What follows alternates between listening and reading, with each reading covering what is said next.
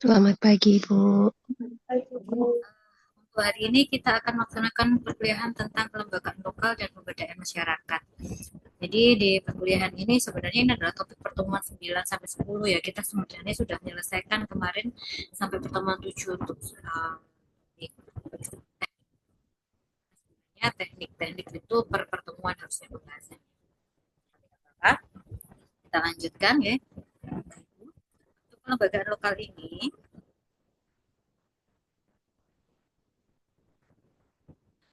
um, dalam persyaratan kesehatan dari WHO dan Ottawa Charter bahwa dalam milestone in health promotion statement from global conference ini ada syarat-syarat dasar atau kondisi dasar dan sumber yang sebagai kesehatan atau prasyarat dari kesehatan itu ada 9, yakni peace, shelter, education, food, income, a stable ecosystem, sustainable resources, social justice, and equity. Jadi kalau semua 9 hal ini bisa terpenuhi maka uh, kesehatan akan bisa tercapai karena ini adalah prasyarat dari kesehatan. Jadi bagaimana kedamaian, lalu tempat untuk lindung, shelter, ataupun rumah seperti itu, education, pendidikan, lalu juga terkait pangan, pendapatan, lalu ekosistem yang stabil itu akan menunjang juga, lalu juga sumber daya yang berkelanjutan, termasuk sumber daya alam, dan juga sosial, keadilan sosial, dan kesetaraan. Jadi inilah yang harusnya dirancang sedemikian rupa sehingga nantinya kesehatan bisa tercapai dengan maksimal.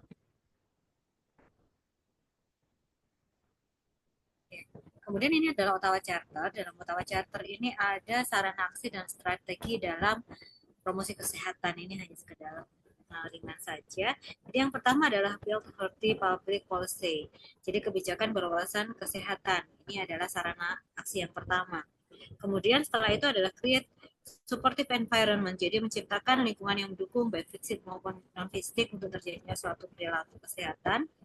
Lalu selanjutnya adalah develop personal skill, nah, peningkatan dari kemampuan ataupun keterampilan individu sendiri, dan tentunya ini adalah nantinya adalah untuk strengthen community action, untuk meningkatkan juga dari aksi masyarakat atau pemberdayaan masyarakat. Lalu tidak lupa ada reorientasi layanan kesehatan. Jadi layanan kesehatan ini juga diorientasikan pelayanannya tidak hanya sifatnya dan kualitatif tapi juga preventif dan promotif sehingga nantinya bisa menunjang tercapainya derajat kesehatan yang maksimal.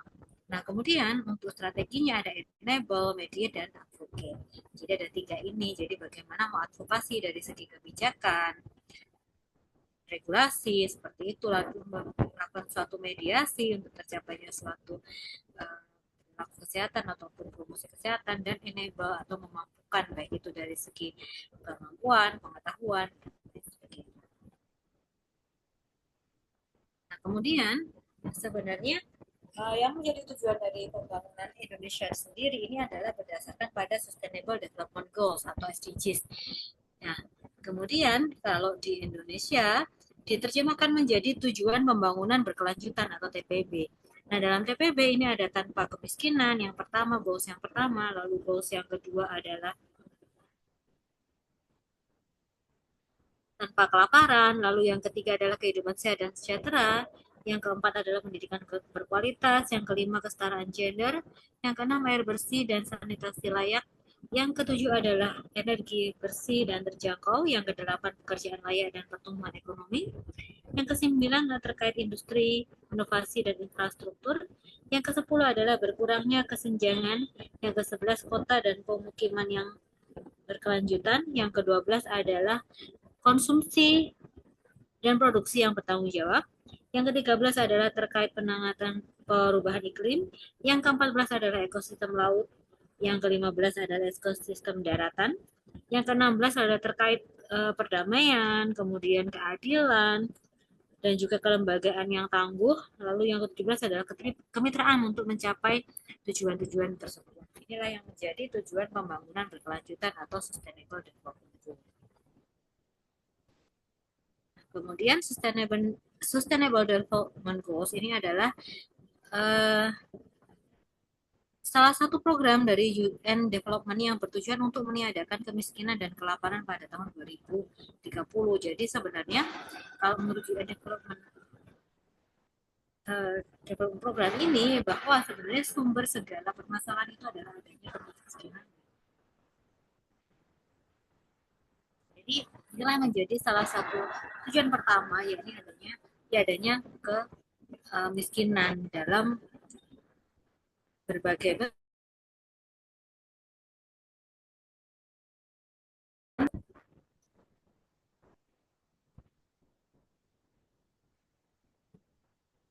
Jadi pada 2030 ini ditargetkan bahwa nantinya kemiskinan ini akan sudah terhapuskan dari dalam bentuk apapun, sehingga nanti akan bisa menunjang kehidupan yang layak. Nah, kemudian yang kedua, dengan tiadanya kemiskinan maka juga tidak akan ada lagi kelaparan. Kemudian selain itu juga terkait bagaimana food security, keamanan pangannya, jadi tidak hanya bagaimana mengakhiri kelaparan, tetapi bagaimana juga penyediaan pangannya, makanannya itu aman bagi masyarakat, kemudian juga bagaimana meningkatkan nilai gizinya, dan juga terkait juga pertanian terutama, karena kan kalau berkaitan dengan pangan pasti mau tidak mau akan berkaitan dengan pertanian, peternakan, perikanan dan lain sebagainya. Itu kan bagian juga dari agriculture. Kemudian selanjutnya adalah kesehatan, ya, good health and well-being, terkait kesehatan dan juga kesejahteraan. Nah, tentunya ini jadi tujuan yang ketiga. Jadi kalau sudah tidak ada kemiskinan, tidak ada kelaparan, nextnya pasti kesehatan. Kesehatan itu bisa terjamin, bagaimana masyarakat bisa mengakses layanan kesehatan dengan setara dengan keadilan.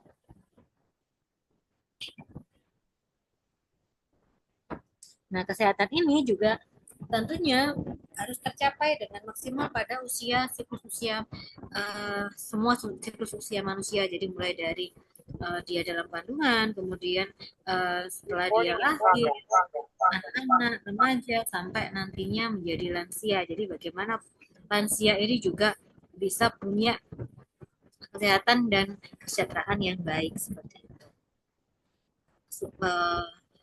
Pencegahan kematian ibu dan anak untuk diturunkan itu masuk dalam kesehatan, dan juga gizi pun bisa masuk ke situ.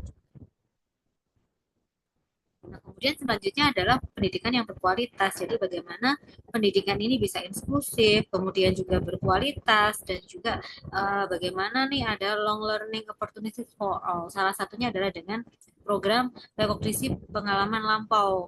Nah, ini adalah salah satu bentuk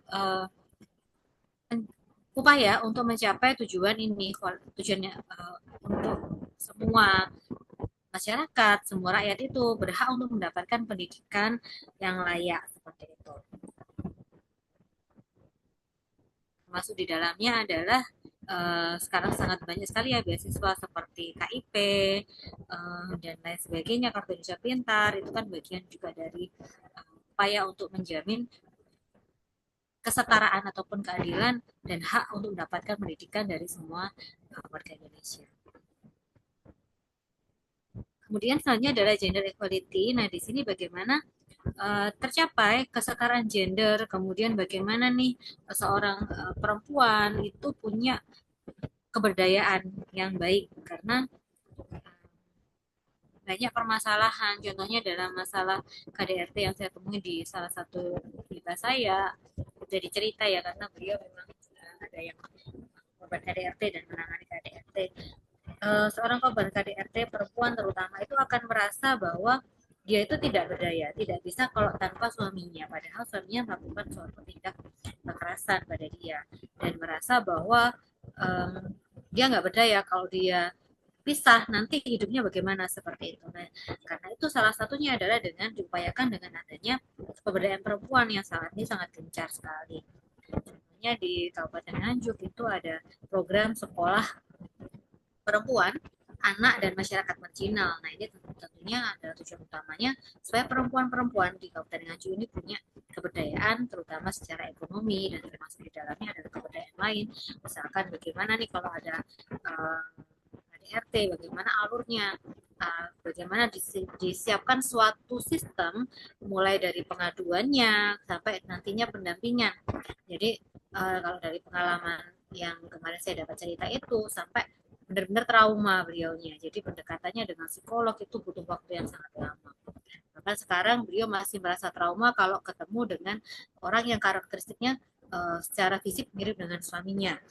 Dan juga karena kekerasannya itu pakai alat alat tajam itu kayaknya celurit. Nah itu juga dia trauma sekali sampai saat ini. Walaupun pun sekarang pun dia kalau secara uh, keseharian itu sudah sangat produktif sekali, bahkan juga sangat aktif sekali. Tapi masih ada trauma itu masih tersisa.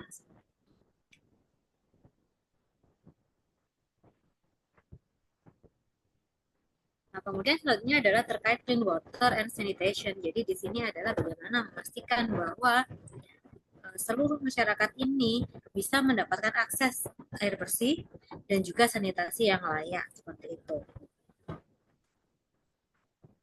Jadi banyak program yang berkaitan dengan ini. Salah satunya adalah program dari um, organisasi punyanya PBB yang dia concern untuk anak-anak. Nah itu dia juga memang punya program, saya lupa istilahnya UAS kalau nggak salah, saya lupa kepanjangannya juga. Dan itu memang dia fokus bagaimana sih untuk anak-anak ini bisa mendapatkan akses bersih dan juga sanitasi yang layak termasuk di sekolah. Nah, kemudian selanjutnya adalah terkait affordable and clean energy. Jadi di sini adalah bagaimana nih semua lapisan, semua masyarakat ini bisa mendapatkan akses terhadap energi yang affordable, yang terjangkau, reliable, dan juga berkelanjutan, termasuk modern energi. Karena sekarang kan isunya terkait apa ya, fossil fuels atau BBM seperti itu kan juga lumayan, di mana tentunya selain ini akan semakin langka, ini juga menimbulkan dampak kepada perubahan iklim seperti itu. Nah, bagaimana nih akhirnya nanti bisa diciptakan nih untuk akses terhadap energinya. Nah, mungkin salah satunya adalah dengan sekarang ini banyak sekali apa namanya kendaraan yang dia listrik, ya mobil listrik, motor listrik. Nah sebenarnya itu kan untuk mengurangi emisi. Nah tapi juga pertanyaannya yang begini, nanti untuk charge-nya listriknya juga didapatkan dari uh, bahan bakar juga prosesnya seperti itu. Jadi tetap perlu dipertimbangkan bagaimana didesain ataupun dirancang yang tentunya semua bisa tercapai tapi tidak mengalahkan atau tidak memberikan risiko pada ketercapaian target yang lain. Nah, kemudian selanjutnya adalah decent work and economic growth. Nah, di sini terkait dengan pekerjaan dan juga perkembangan ekonomi. Jadi bagaimana masyarakat itu nantinya bisa mendapatkan pekerjaan yang layak, kemudian juga nantinya bisa produktif, walaupun dengan berbagai upaya ya, misalkan dengan adanya wirausahaan itu kan salah satunya untuk mendapatkan peningkatan ekonomi.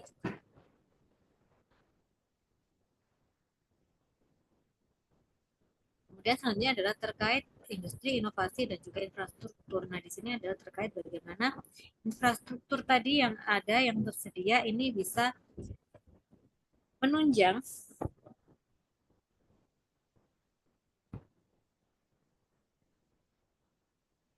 bisa menunjang untuk dari segi industri ataupun pengembangan dari suatu negara, sehingga perlu nantinya bagaimana inovasi dan juga infrastruktur ini bisa dikembangkan dengan baik, termasuk adalah untuk teknologi digital juga. Dan bagaimana nantinya inovasi maupun infrastruktur yang sudah ada, industri yang sudah ada ini bisa mendukung selenggaranya pengembangan ataupun pembangunan yang berkelanjutan, terutama dari suatu negara. Nah, Kemudian selanjutnya adalah reduce inequality. Nah, ini adalah untuk menurunkan nih ketidaksetaraan baik itu dalam satu negara maupun di antar negara. Jadi jangan sampai yang kaya tambah kaya, yang miskin tambah miskin seperti itu. Jadi bagaimana nantinya bisa tercapai kesetaraan dalam bidang uh, pendapatan tentunya ataupun kesetaraan dari kesempatan untuk mendapatkan pekerjaan yang layak. Kemudian yang ke-11, target 11 adalah terkait sustainable cities and communities.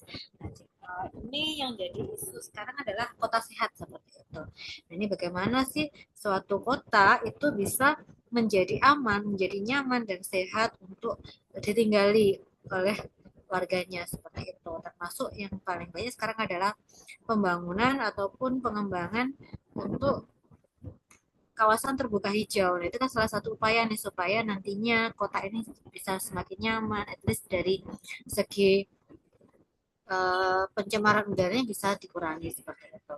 Termasuk di dalam selain itu adalah terkait public transport juga ini jadi satu concern sendiri dari pemerintah ya pastinya.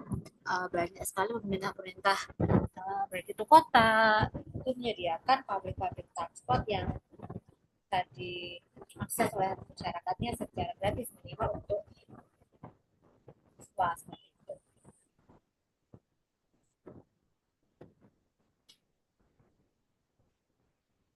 Kemudian selanjutnya adalah terkait konsumsi dan produksi yang bertanggung jawab. Nah, jadi bagaimana sih pola-pola untuk konsumsi dari masyarakat, pola-pola produksi, baik itu dari kewirausahaan, usaha kecil menengah maupun industri itu bisa bertanggung jawab. Artinya apa? Kalau limbahnya dibuang, yang dibuang juga harus aman sudah tuh untuk lingkungan. Kemudian kalau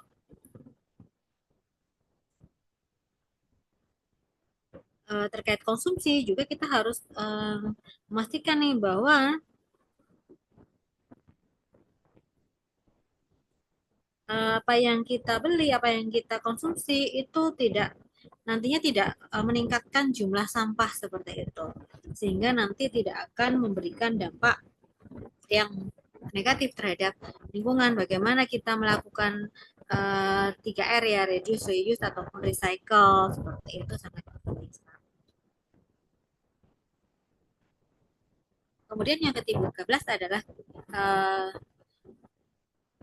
tindakan terkait perubahan uh, iklim ya. Jadi saat ini juga sudah menjadi concern nih beberapa tahun ini bahwa iklim ini sudah bumi ini sudah dalam taraf yang sangat mana ya?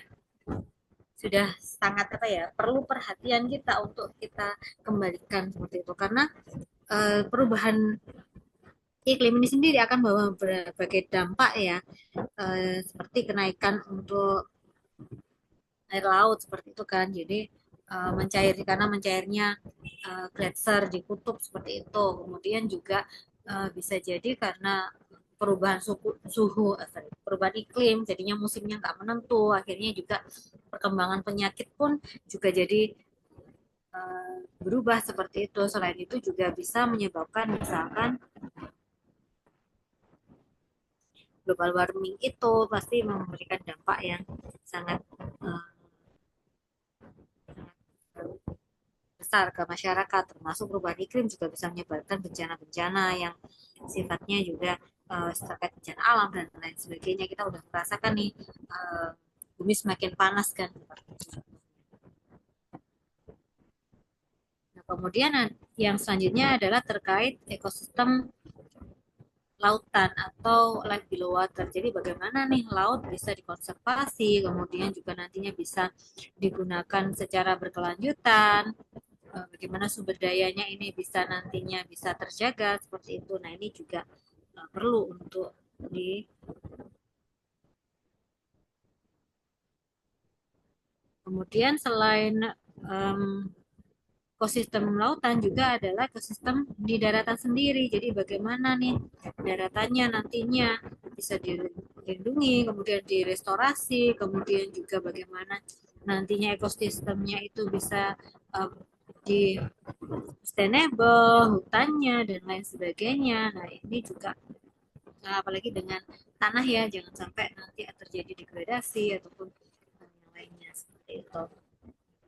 Nah, manusia, hewan itu kan tinggalnya di darat ya. Kita memanfaatkan darat untuk nantinya mendapatkan makanan, kemudian juga clean water, clean air dan lain sebagainya. Kita juga melakukan menanam untuk mendapatkan makanan dan semua aktivitas yang ada di bumi. Nah, ini perlu di daratan ini itu perlu perlu kita melakukan ataupun memastikan bahwa ekosistem di daratan juga bisa terjaga. Nah, kemudian yang ke-16 adalah peace, justice, and strong institution. Jadi di sini adalah karena mempromosikan terkait perdamaian, lalu inklusivitas, kemudian keadilan sosial, dan bagaimana nantinya institusi-institusi yang ada ini bisa mencapai ataupun memberikan kontribusinya dalam pencapaian kedamaian maupun keadilan sosial. Kemudian selanjutnya yang terakhir adalah goals yang terakhir adalah partnership for the goals. Jadi semua kegiatan ataupun semua target tadi tidak mungkin dicapai oleh satu satu sektor saja. Misalkan tadi kesehatan itu kan kita ada di goals ketiga ya, tapi nggak mungkin nih akan bisa tercapai dengan bidang kesehatan saja. Kenapa? Karena kesehatan itu dipengaruhi dengan oleh berbagai faktor, ada sosial, demo, uh, determinan sosial kesehatan, kemudian lingkungan itu juga berpengaruh. Pelayanan kesehatan berarti kan kalau lingkungan kaitannya tadi dengan iklim, dengan ekosistem, kemudian kalau selain itu juga tentunya berkaitan dengan ketersediaan pangan, keadilan sosial, kesetaraan gender, terkait pendidikan maupun penghasilan, pendapatan, itu kan semua terkait. Sehingga untuk mencapai semuanya ini perlu adanya kerjasama atau kemitraan, baik itu sifatnya lini maupun lintas sektor seperti itu. Dan sampai di sini Bapak Ibu ada yang mau diskusikan sebelum saya lanjut?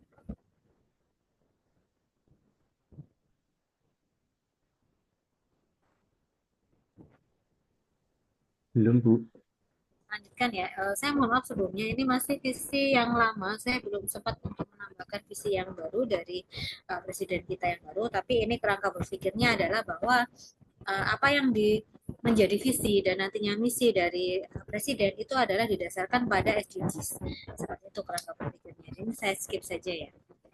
Visi maupun misi, kemudian agenda pembangunan tentunya adalah untuk mencapai SDGs. Nah, ini terkait kebijakan RPJMN tahun 2020-2024 terkait tadi SDGs dari Bappenas. Nah, ini saya juga belum mendapatkan nih yang baru karena ini kan 2024 sudah berakhir nih. Harusnya 2025 sudah ada yang untuk kebijakan RPJMN-nya.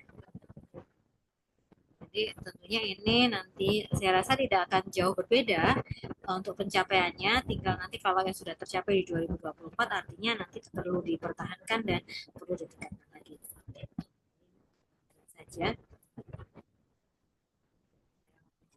saja. Nah, kemudian ini kalau target dan indikator kalau kesehatan itu fokus pada yang dua dan yang tiga. Ini saya skip saja juga.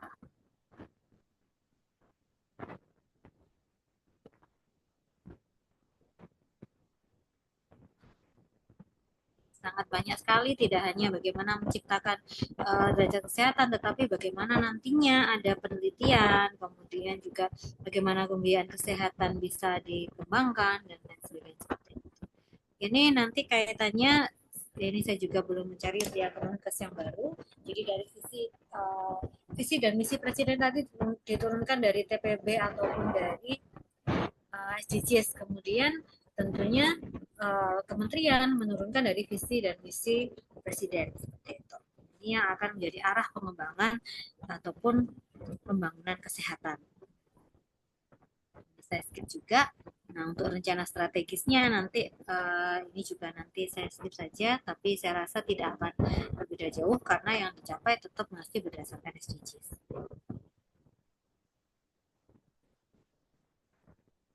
Ini juga saya skip aja. Jadi dari strategi tadi nantinya akan ada arah kebijakan nasional yang menjadi fokus dari pembangunan kesehatan. Saya skip juga aja.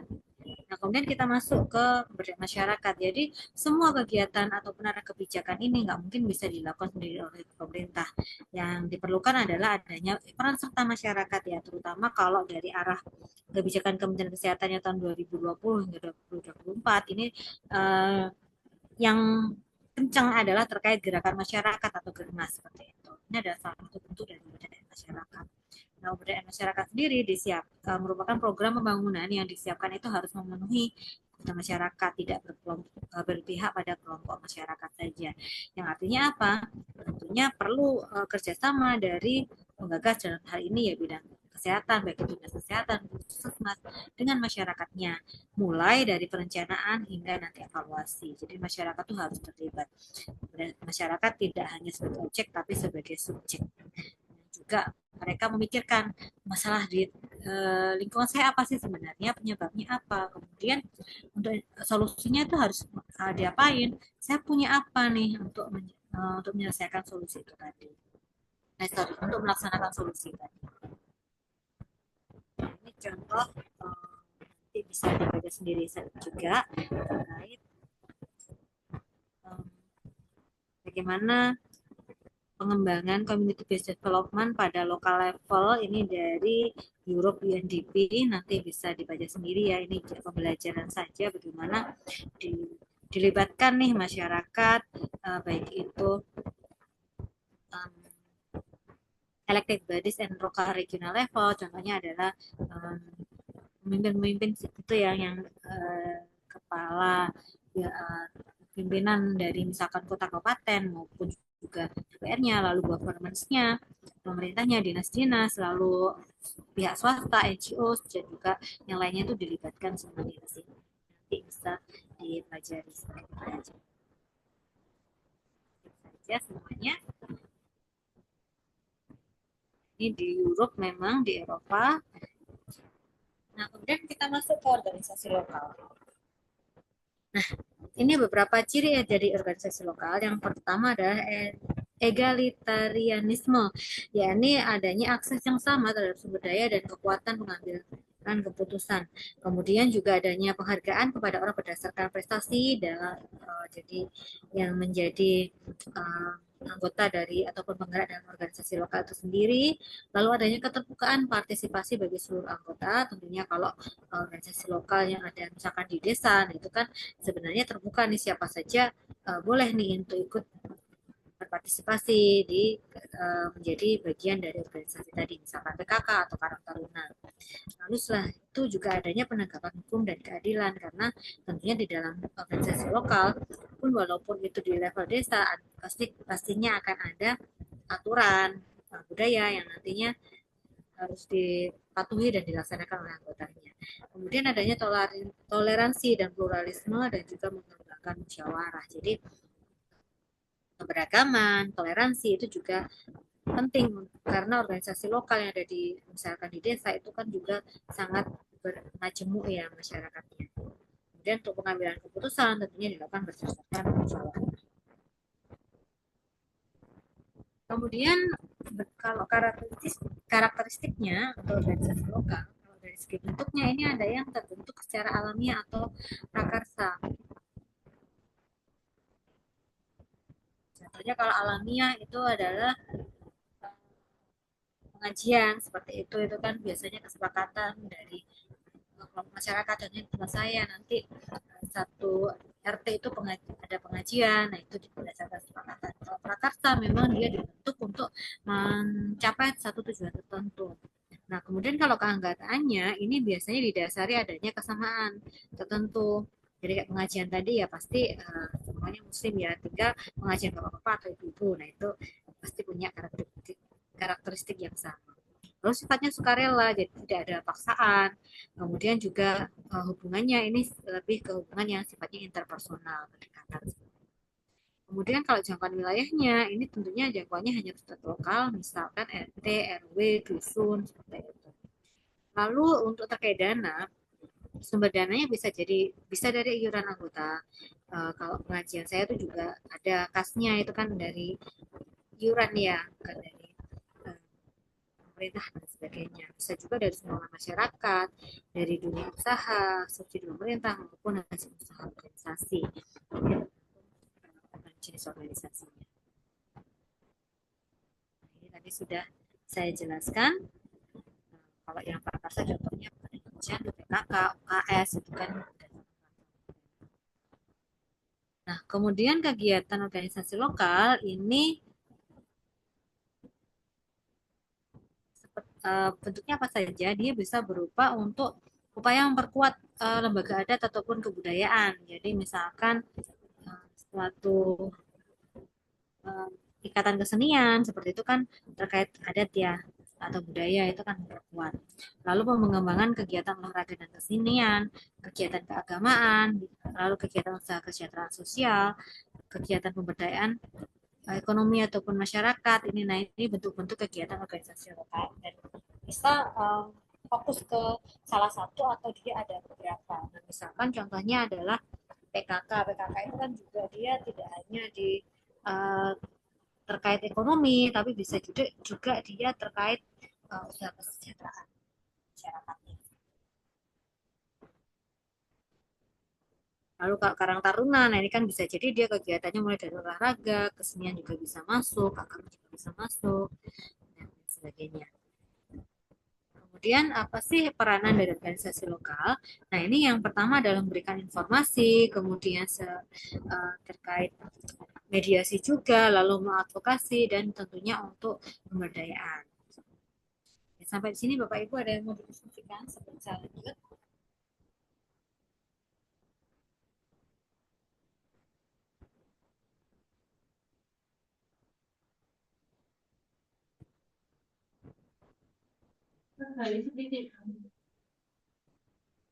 Sepertinya belum, Bu.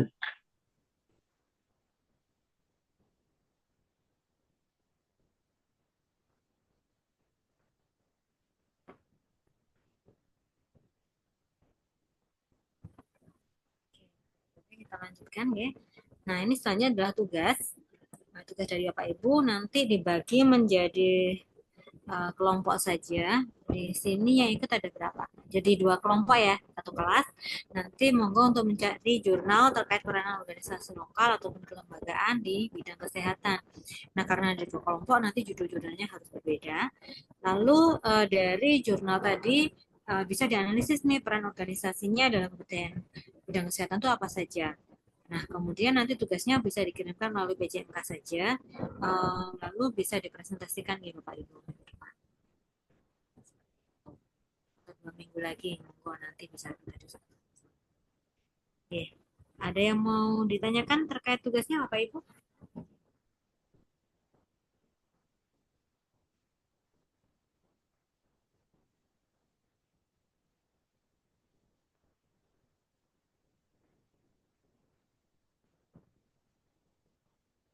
Permisi Bu, izin untuk tanya. Iya, monggo, Pak Nanda. Berarti untuk file papernya nanti itu dibuatkan sendiri ruang untuk pengumpulan di Moodle gitu. Nanti dikumpulkan lewat Telegram aja nggak apa-apa, Pak. Oh, gitu. Ya, nanti Pak Abadi bisa ngirimkan ke saya ke Telegram, linknya boleh, filenya juga boleh. Oh, Gitu. Ya, Bu. Terima kasih.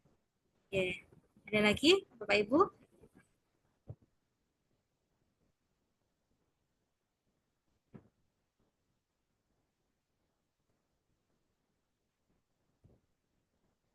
Oh, izin untuk bertanya lagi, Bu. Apa ada ketentuan jurnalnya ada range berapa tahun ke belakang?